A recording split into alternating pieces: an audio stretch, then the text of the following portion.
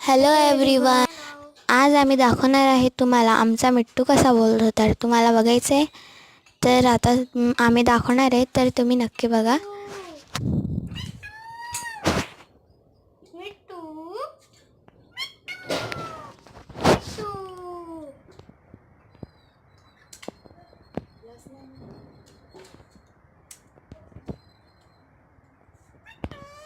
मिट्टू